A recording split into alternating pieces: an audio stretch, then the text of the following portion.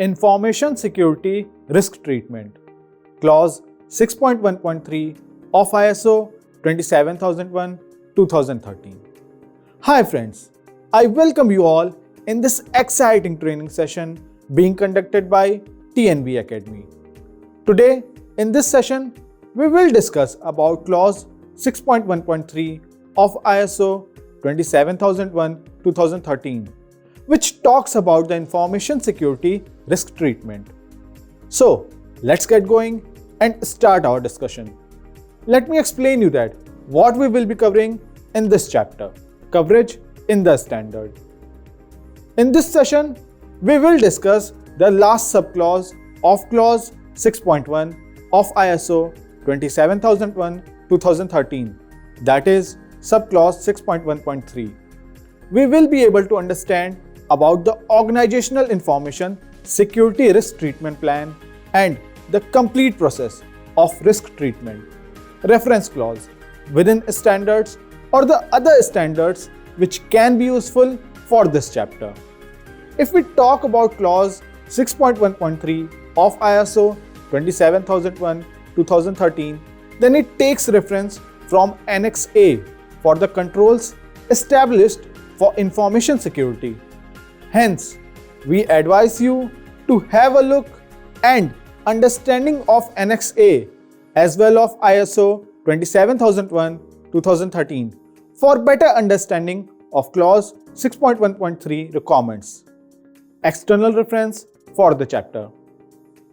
If we talk about the external references that you need to know for understanding the Clause 6.1.3 of ISO 27001:2013, then you should have an updated version standard copy of ISO 22300:2018 with you.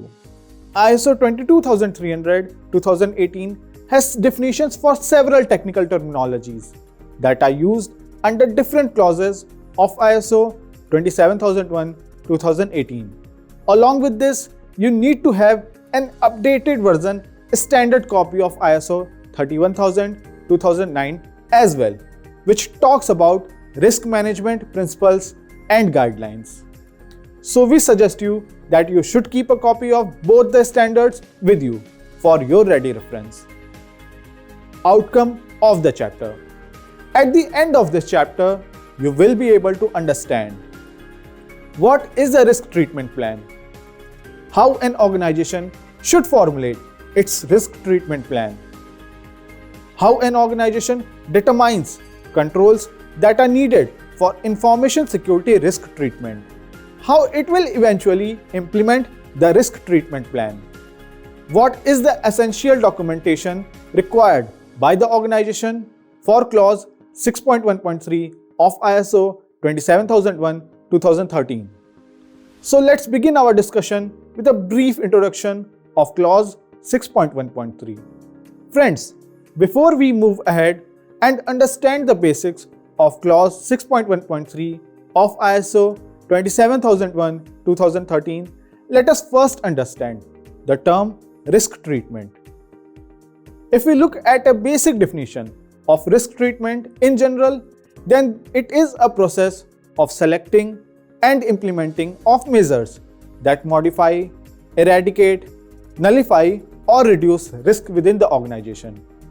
The risk treatment is a basic activity performed by an organization to handle its identified risk in a way that whether they minimally affect or absolutely does not affect the overall business of the organization and its objectives.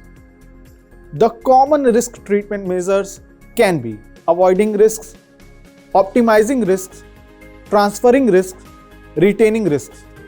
The measures are actually security provisions that an organization has to take for overall information security.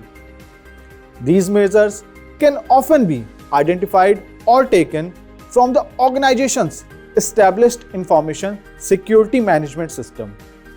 The risk treatment process or approach just not helps an organization in reducing the impact of identified risk on its system, but also identifies opportunities that can have positive impact on the organization. Clause 6.1.3 of ISO 27001:2013 states that an organization should have a proper risk treatment plan in place. The organization should and must have identified the control measures it needs to take to eliminate risk from its system. Additionally, it also demands that necessary actions has been taken to implement these controls so that the overall need of information security is fulfilled. And finally, the risk treatment plan should be made including these controls and actions to implement controls which should be properly reviewed and approved by the risk owners. Let us understand the requirements of clause 6.1.3 of ISO 27001:2013 in detail.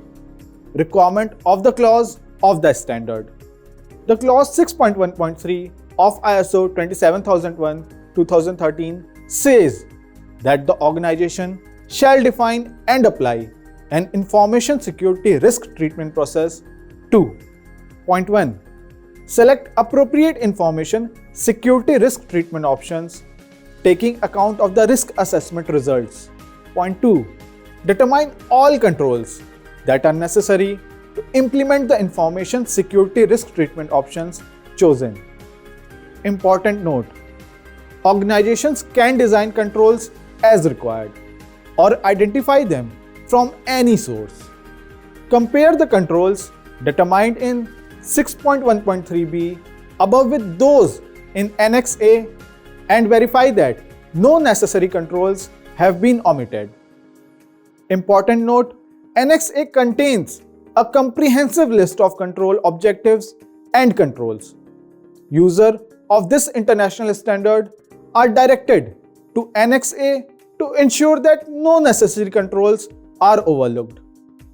Important note: control objectives are implicitly included in the controls chosen. The control objectives and controls listed in Annex A are not exhaustive, and additional control objectives and controls may be needed. 4.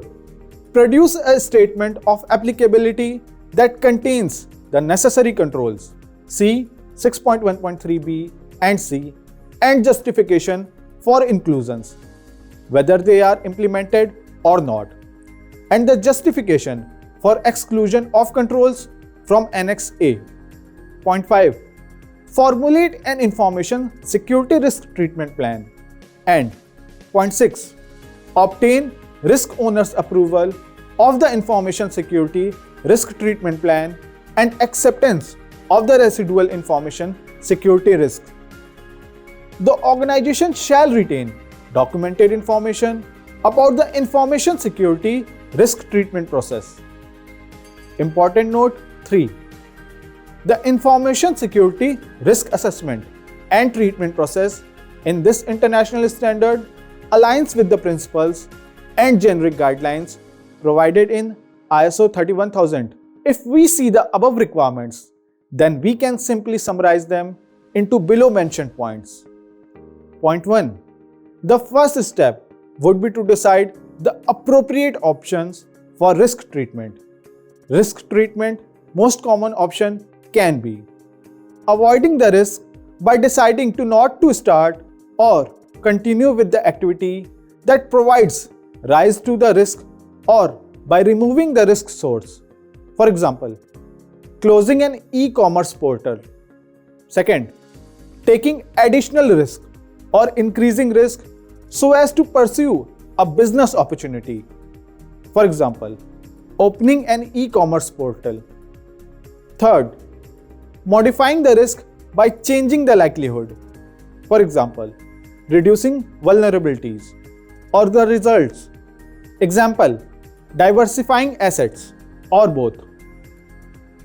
Fourth, sharing the risk with other parties by insurance, subcontracting or risk financing.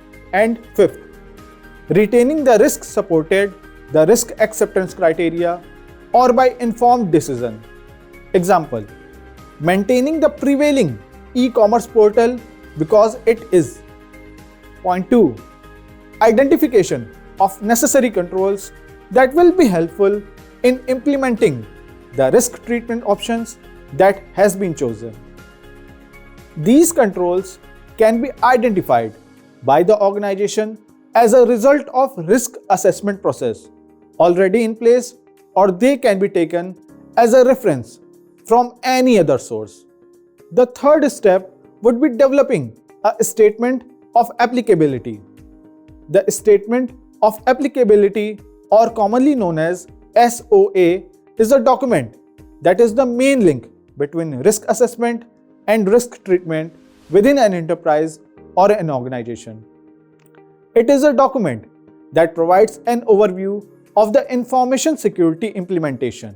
It basically lists out what option organization has taken for risk treatment, what controls it has identified, and why they have been included. If any control is not a part of the SOA, then why and whether the controls identified for risk treatment has been implemented or not. The SOA should be constantly updated and controlled by the organization or by the concerned individual. Point 4. The fourth step would be the formulation of a risk treatment plan, which includes the identified and selection risk treatment options and controls, along with a detailed process that how this plan will be implemented. Point 5. The fifth step would be to take formal approval of the formulated risk treatment plan from the respective risk owners, so that they are aware that eventually how they have to deal with the risk assigned to them. The final step would be the implementation of the approved risk treatment plan. The risk management plan should define how risk management is to be conducted throughout the organization. It must be developed in a way that will ensure that risk management is embedded in all the organization's important practices and business processes, so that it will become relevant, effective, and efficient. So friends, we have now come to the conclusion of this segment. Hope we all are clear about the requirements of clause 6.1.3 of ISO 27001:2013. Now, let's move forward and discuss our next segment, mandatory documents and retention of documents. As per the requirements of clause 6.1.3 of ISO 27001:2013, an organization is supposed to maintain the following documents.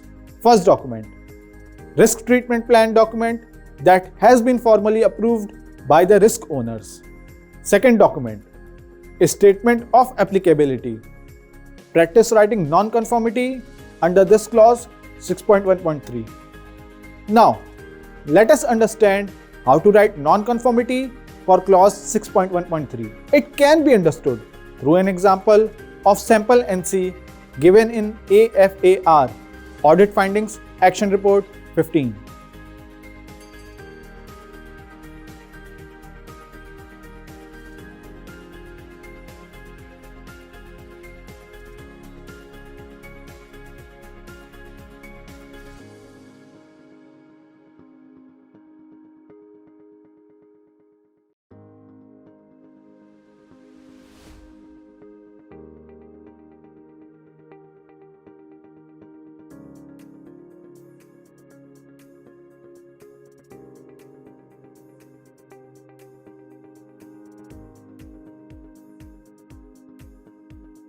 Last but not least, now let us understand the common mistakes which auditors do while performing audit under the clause 6.1.3 of ISO 27001:2013.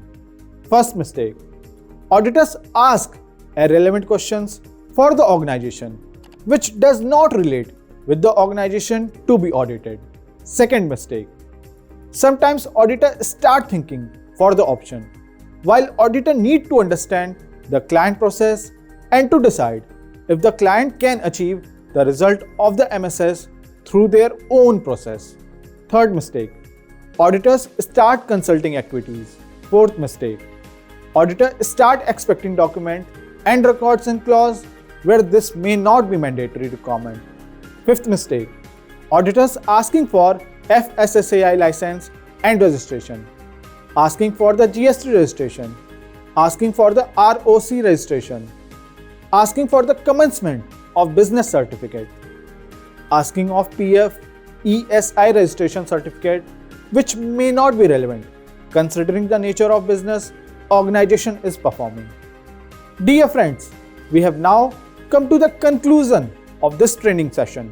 Dear friends, we have now come to the conclusion of this training session. See you soon with an exciting new topic. Till then, goodbye.